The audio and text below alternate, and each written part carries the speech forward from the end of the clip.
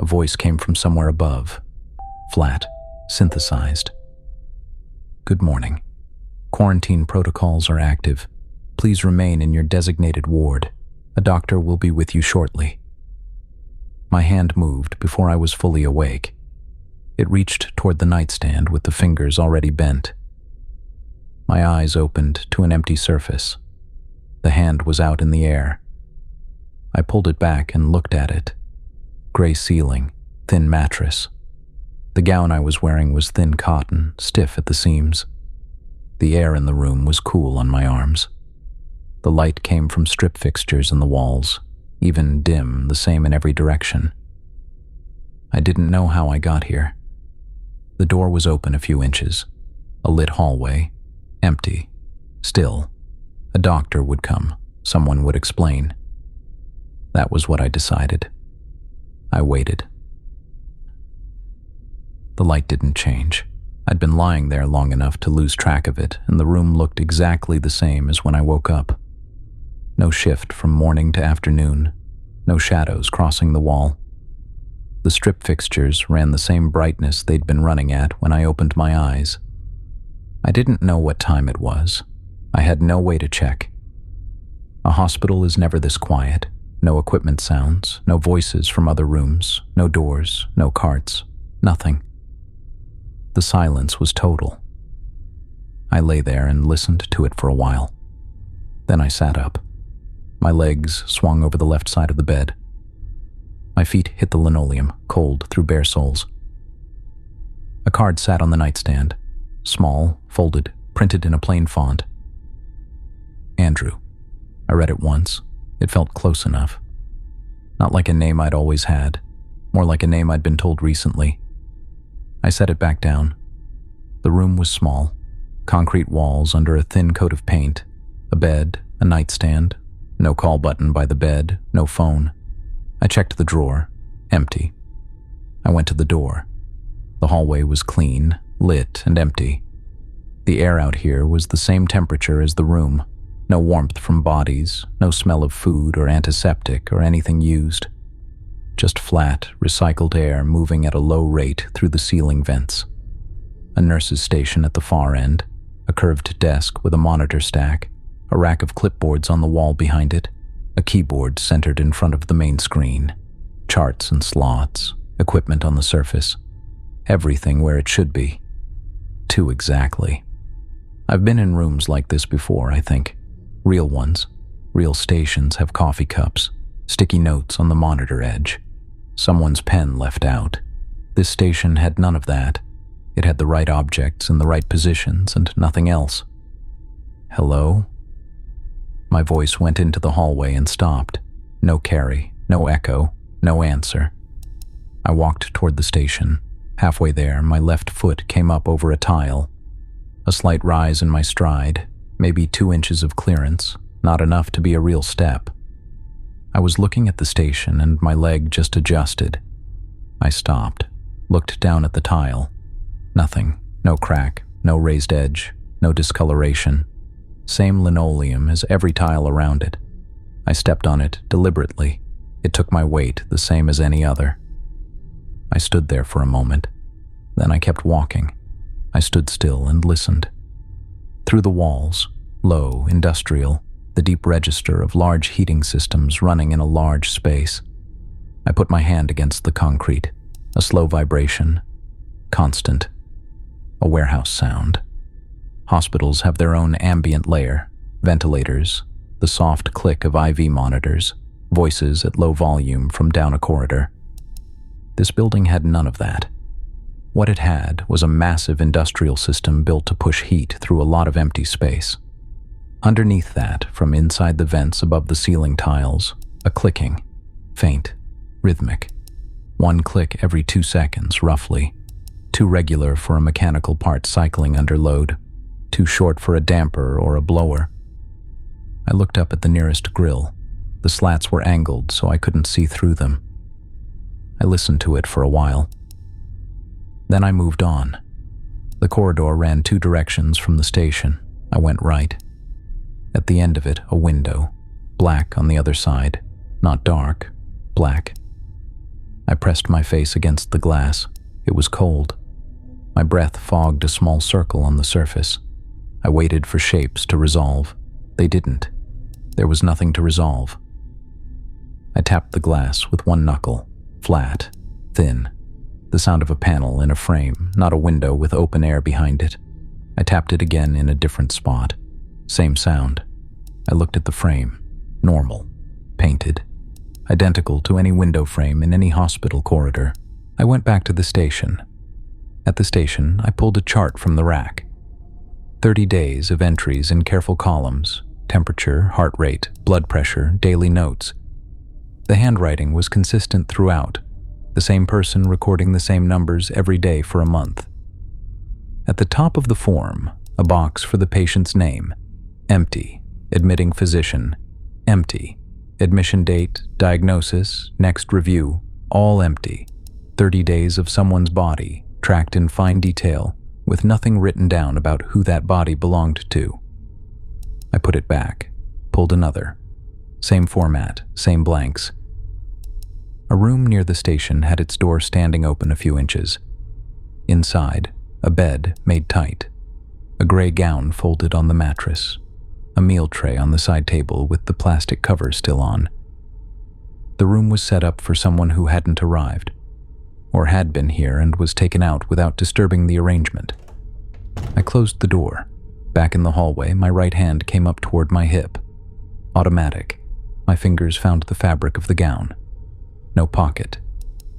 I stood there with my hand pressed flat against my side, not sure what I'd been reaching for. A phone. Keys. Something that should have been there. Nothing was there. I looked down the hallway. Maybe 20 minutes since I woke up. I kept moving. The drawer slid open without resistance. First office, end of the ground floor corridor, desk, chair, filing cabinet against the wall. Empty inside, not cleared out, never used. The metal runners were clean, no friction marks on the guides, no dust displaced along the bottom. I pushed the drawer closed and checked the desk. A pen centered in the top drawer, cap still on. A notepad to the right of the keyboard. Every page blank, not turned to a clean sheet. A computer on the desk, the screen dark. The keys were cold. Nothing happened when I tapped them. Held the power button down. Nothing. No fan, no click, no indicator light. The second office was smaller. A whiteboard covered most of the far wall. Someone had drawn a grid in black marker, columns and rows, a data table. The column headers were alphanumeric codes, 2 letters, then a 2-digit number, a sequence I didn't have enough context to read. Every row was blank. I stepped closer. Up close, the board had a faint chemical smell. Not fresh, the kind that's been sitting in a closed room for weeks. There was one chair against the far wall. I looked at it for a moment, then went back to the corridor. A staircase at the far end of the ground floor, one I hadn't tried. It went up. The steps were bare concrete. My feet were loud in the stairwell. The second floor was the same. Same linoleum, same wall paint, same even light from the same strip fixtures. Same ceiling vents, spaced the same distance apart. Closed patient room doors on both sides. A nurse's station at the center with the same chart rack. Same 30 days of entries, same blank fields at the top. A window at the far end of the corridor. Didn't press my face against it this time. Same frame, same black. Kept walking. The stairwell door was at the other end. A push bar across the middle, spring-loaded to close behind you. My hand wrapped around the bar. The metal was cold. No paint, no grip, bare steel. My arm slowed.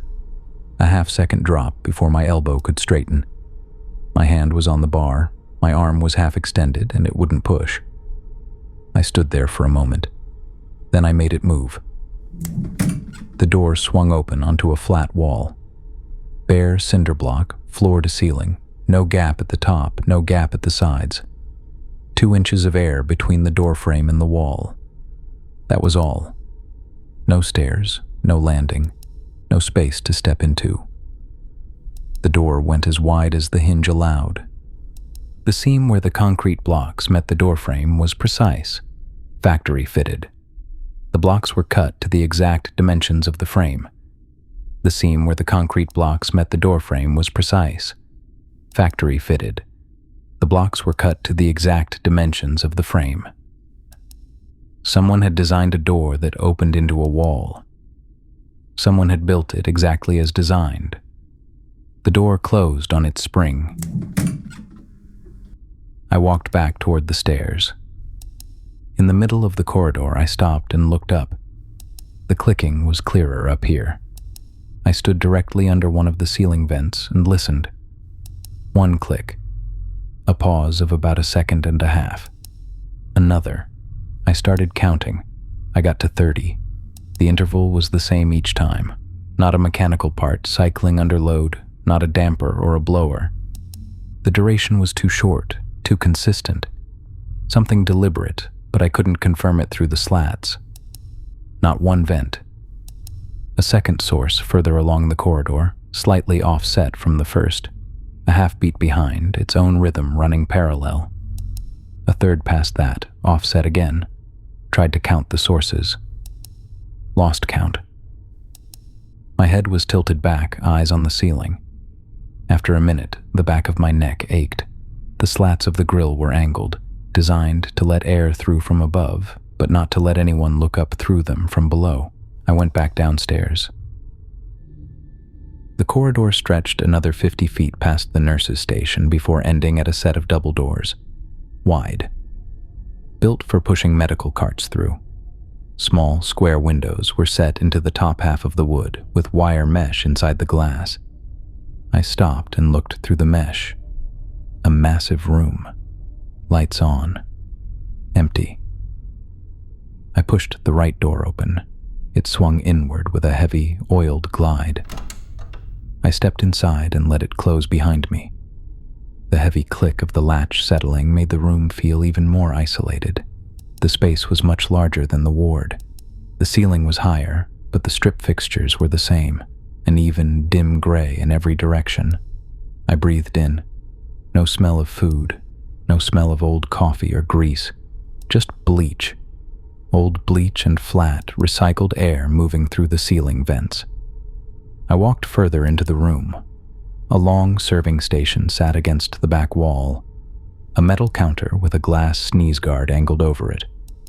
The equipment was running. The low hum of electric heating elements carried across the room. I stepped behind the counter. A row of deep steel basins sat set into the metal surface. The elements beneath them were turned on. The water inside was hot. Thin white steam rose off the surface and hit the glass guard. Small drops of condensation gathered there, merged and rolled down the glass. I held my hand over the nearest basin. The steam was hot against my palm.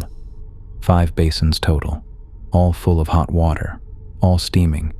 No food trays, not empty food trays, no trays at all. Just hot water boiling away into an empty room. I walked past the serving line to the far corner. A large vending machine stood against the wall, lit up.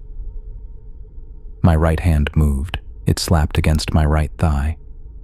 A quick, automatic pat, checking a pocket, looking for a wallet. My fingers hit the thin cotton of the hospital gown. No pocket, no wallet. I looked at my hand, then at the machine. The glass front was bright. Inside, the metal spirals held snacks, silver foil wrappers. Every single spiral on every single row held the exact same silver foil wrapper.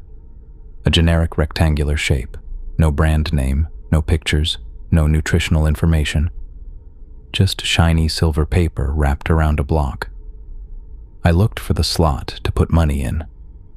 I didn't have money, but I looked anyway. No coin slot, no card reader, no keypad.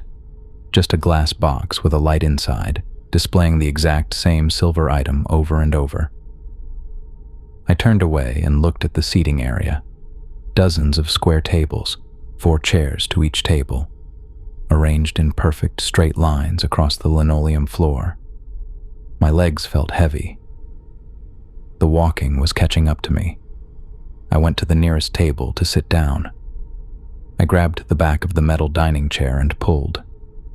It didn't move. I stopped. I set my feet, gripped the metal tighter, and pulled harder. The chair stayed exactly where it was.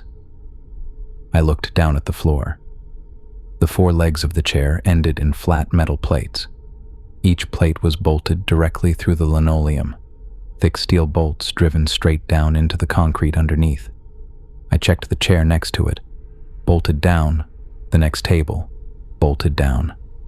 Every chair in the room was fastened to the floor, placed on an exact mark, bolted deep into the concrete, and left there. Nobody could move them. Nobody could pull a chair up to another table. Nobody could push a chair back to cross their legs. I stood in the middle of the tables. The big industrial heaters groaned somewhere far above the ceiling. Then the noise hit. It came from the wall behind the serving counter. Of clatter, heavy steel hitting bare concrete. It didn't echo like a sound inside the cafeteria. It was muffled by the drywall, but physically close, directly on the other side of the solid wall. I flinched, my shoulders pulled up to my ears. I froze. I stared at the wall behind the hot water basins. I stopped breathing. I listened. The silence settled back in. 1 second, 2 seconds. Then I heard it. A scrape, a heavy, dragging scrape. Hard rubber sliding against a rough concrete floor. Then a dull thud, a footstep. Someone was there, standing on the other side of the wall. They had dropped something heavy, and now they were shifting their weight. My chest tightened. The air in the room felt thin. I didn't call out. Every instinct told me not to make a sound. I took a slow step backward. My bare foot slid over the linoleum. Then I turned. I walked fast. Not running, but moving as fast as my legs could handle without making heavy slapping sounds. I wove through the bolted tables. I kept my eyes on the double doors. I hit the right door with both hands. It swung open wide. I slipped through and let it close behind me. I was back in the hallway. My heart hammered against my ribs. I breathed fast, taking short breaths through my nose. I looked back at the doors. I watched the wire mesh in the windows. No one came through. I backed away from the cafeteria. I turned and walked fast down the main corridor, heading back toward the empty nurses' station. I wanted to be out of the open. The stairwell on the near side of the nurses' station, the narrow one, not the false door. I put my foot on the first step and my eye caught the underside of the step above me. A strip of paper, taped flat. The tape had yellowed at the edges and gone stiff. The strip was small, torn from a notepad, the kind of size you use for a single line. I peeled the tape back carefully. It had bonded to the paper. The edge tore slightly when it came free. The handwriting was hurried. 2 lines. D3. Check before sign-off. I held it under the stairwell light. The paper had gone soft, not brittle, just soft, the way paper gets after years in a fixed position in the same temperature. It wasn't left here last week. Someone who worked in this building wrote a reminder to themselves, taped it where they'd see it on their way down, and never came back to collect it. I didn't know what D3 was. I looked down the stairs. The refrigeration units were audible from here, a low, continuous sound rising from below, the kind that comes through concrete rather than air. Cold moved up the stairwell against my face and arms. I folded the strip of paper once and kept it in my hand as I went down. Chapter 3. The Morgue. The cold hit before I reached the bottom. I could hear them now, a low, sustained tone below the industrial sound of the heaters. 2 separate systems, the heaters warming the space above. Something else keeping the space below at a lower temperature on purpose. I slowed on the last 3 steps. At the base of the stairwell, the door was closed. I pulled it open and found the wall switch inside. The lights came on. The room was large, larger than I expected. The ceiling was low and the walls were close, and every surface was the same.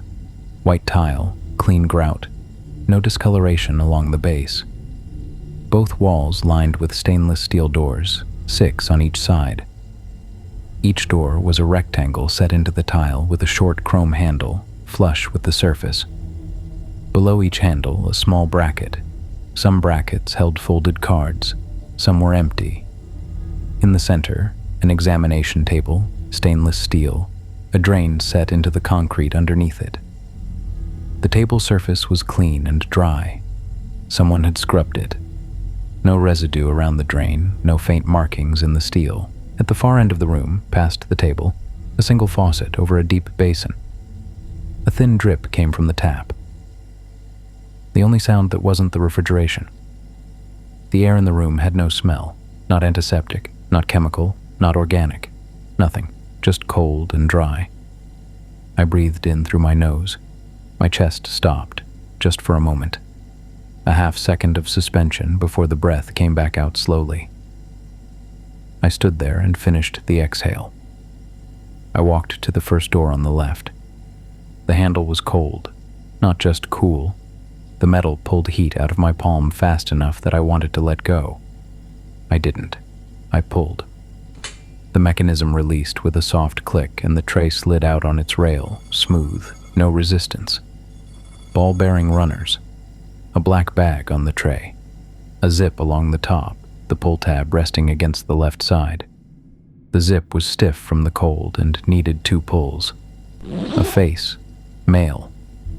Eyes closed, expression neutral, skin pale and even. I looked at it for a moment before I leaned in. The skin had no variation.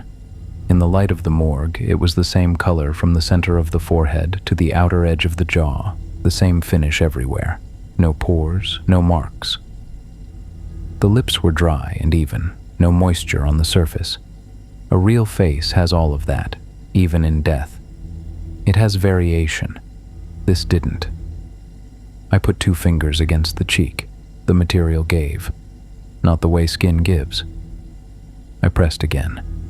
Silicone. Medical grade, from the feel of it. I pulled back and looked at the jaw. There was a seam, fine, running along the line where the jaw meets the neck. I pressed my thumbnail against it and felt the edge catch. Another seam at the temples, following the hairline, the same color as the surrounding material and almost invisible. Someone had put this together carefully. A toe tag. Prop, subject replacement. I stood there in the cold and looked at the word replacement for a moment, slid the tray back. The ball-bearing runners ran smooth and the door clicked shut. Second door. Same soft click and the tray came out. Female this time.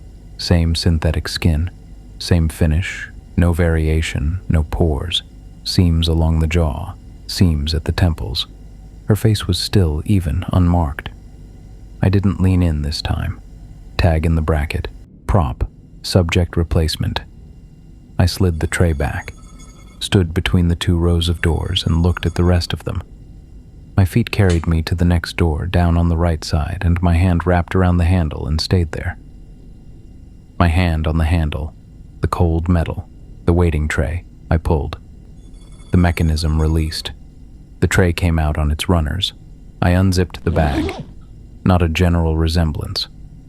My face in silicone. The line of my jaw at exactly the angle it sat. My nose at its exact width and length. The particular shape of my forehead. The specific depth of the hollows under my eyes. I stood very still. The same slight asymmetry on the left side of the mouth I'd have noticed if I'd seen a photograph. I put 2 fingers against the cheek. The silicone gave.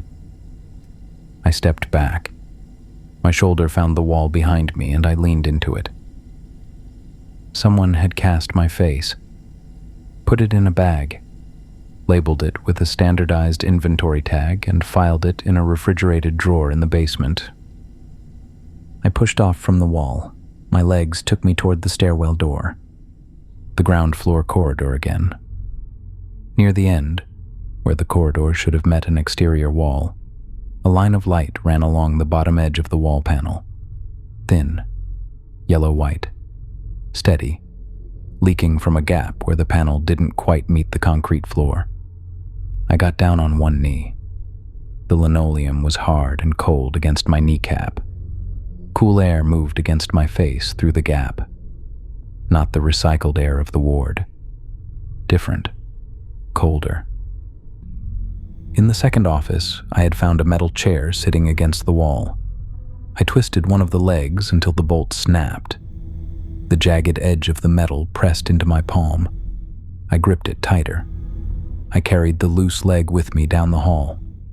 The bottom corner of the wall panel bent away from the floor. I pushed the flat end of the tube into the small gap, pushed my weight down on it. The panel resisted. Wood splintered. I pushed harder. It gave.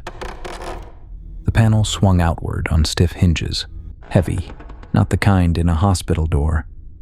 Cold air came through before the panel was fully open, not the recycled temperature of the ward, but actual cold, unheated, the kind that settles in a space nobody maintains.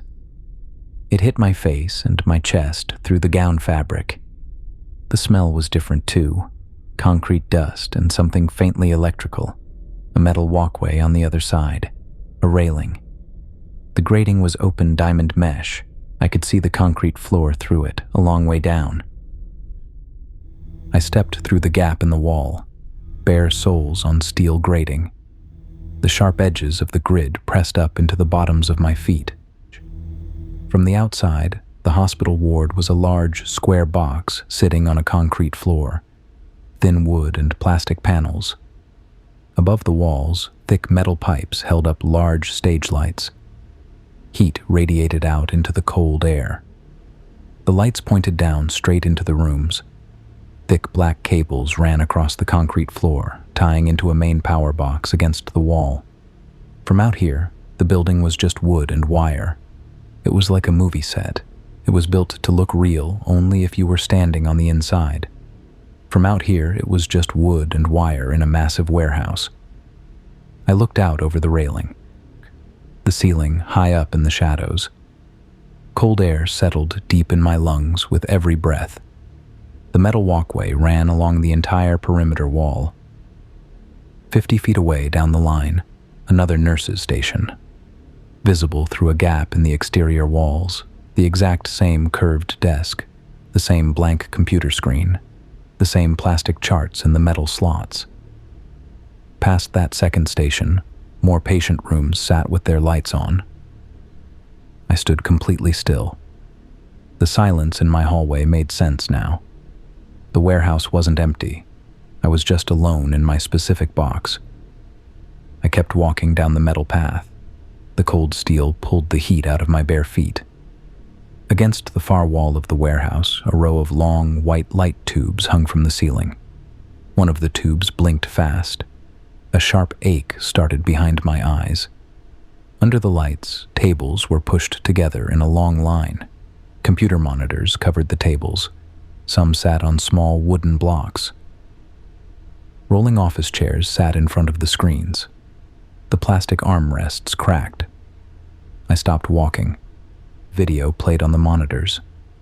On one screen, a person in a gray hospital gown walked down a bright hallway, stopped at a door, opened the door and looked inside.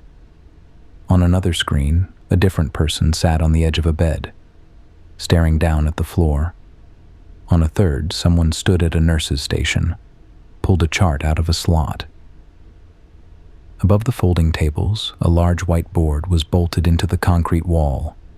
Crooked, the left side lower than the right. Words written in thick black marker. The left column had subject codes. The right column had status words. Active, reset, suspended. Small tick marks sat next to some of the codes. Near the bottom of the board, one code had 4 tick marks next to it. A man sat at the tables, third chair from the left, dark blue work shirt, long sleeves covering his arms down to his wrists. Next to his keyboard sat a coffee mug. A clipboard sat flat on the table on his right side. Ink covered the clamped page all the way down. Times and notes. He stopped typing, looked up at a screen on his left. The screen showed the high metal walkway. A man in a gray hospital gown standing by the railing. He picked up his pen, pulled his clipboard closer, wrote a note on the paper, put the pen back down. He reached out with his left hand, grabbed a microphone on the table, pulled it closer to his mouth, pressed a button on the base with his thumb. Large speakers clicked on above my head. His voice came out, loud and flat. Subject 14D has breached perimeter containment. Take 5 is a loss, initiating reset protocol. He let go of the button. The speakers clicked off. He put his hands back on the keyboard and started typing again. The vents above the walkway opened. A hiss first, from both sides, 2 separate vents releasing at once. Then the smell, thick and sweet, not chemical, not sharp. It coated the back of my throat on the first breath and my eyes watered. I got one full breath of it before my legs started to go. Not slowly. My legs just stopped holding and I went straight down. My hands slid the length of the railing. My knees hit the grating hard. My shoulder went. My cheek was against the mesh. The cold of the grating pressed into the bone below my eye. I could feel the diamond pattern of it against my skin. The warehouse tilted. Across the floor, the monitor wall, a dozen screens. The screens compressed and dimmed. The warehouse went with them. The grating pattern was still pressed into my cheek when I opened my eyes. Metal chair, metal table. The edge of the seat caught the backs of my thighs through the gown fabric. A single bulb on a cord lit the table and not much past it. Raw concrete, floor, walls, ceiling. My right hand was flat on the table in front of me. I moved it. I waited. The door opened. A man came in, late 50s, dress shirt, no tie, the kind of jacket you wear when someone is watching but not closely. He was carrying a thin folder. He pulled out the chair on the other side of the table and sat down. He set the folder on the table without putting his hand out or offering his name. He looked at me the way you look at a form you've filled out many times and are about to fill out again. He opened the folder. You're going to want to ask why you were selected for this. You weren't. You found us.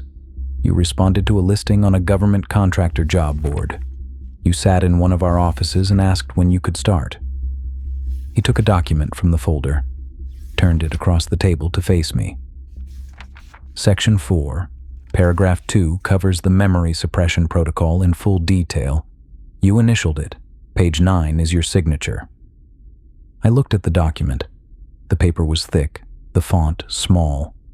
The middle section was dense, definitions, subclauses, numbered lists. I could see where the initials went. One set of initials per page, in the margin, small. My handwriting. I recognized it. I looked at page 9, my signature in the box.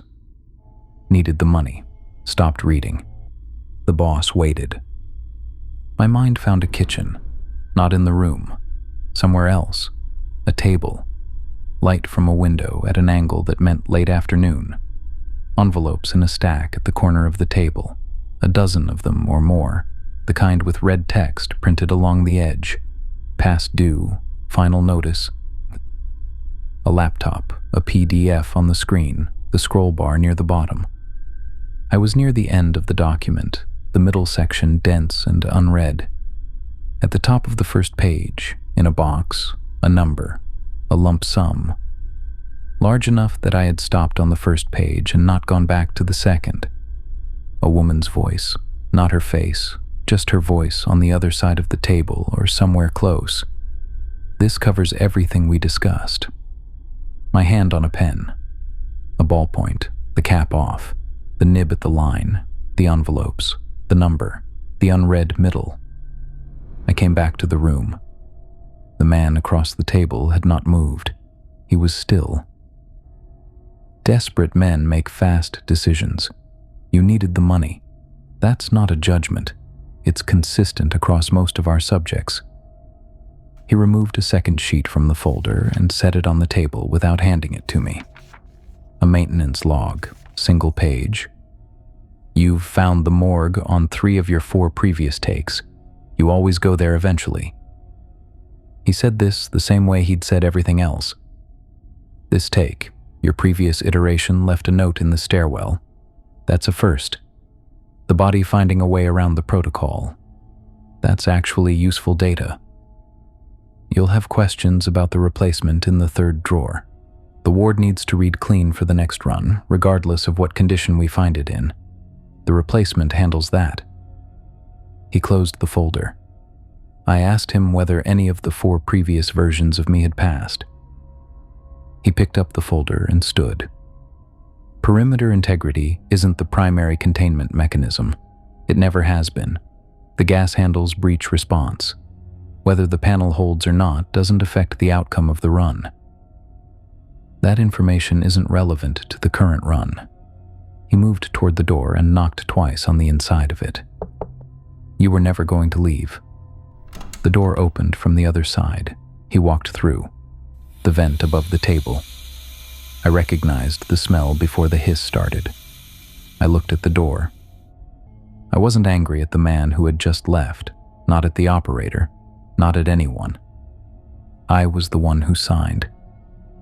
My hands went flat on the table. The metal was cold, my arms were heavy, my head dropped forward. The last thing I heard was the heaters.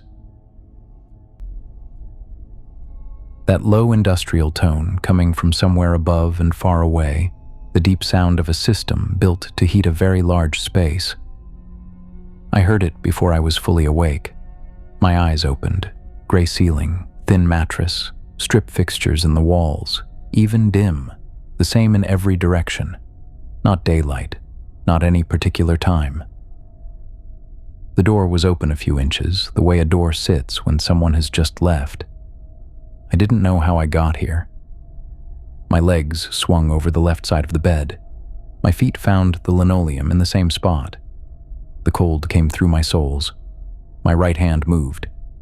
It reached toward the nightstand at the same angle, fingers already curled.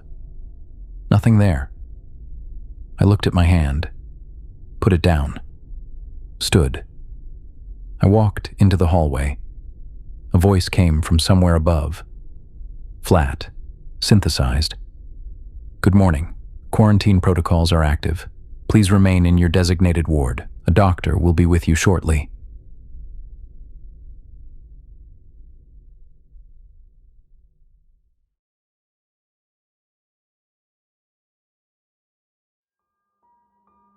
That's it from me. I'm Rex. Thanks for your time tonight. Subscribe and ring the bell if you want the next one. Comments are always open. Good night.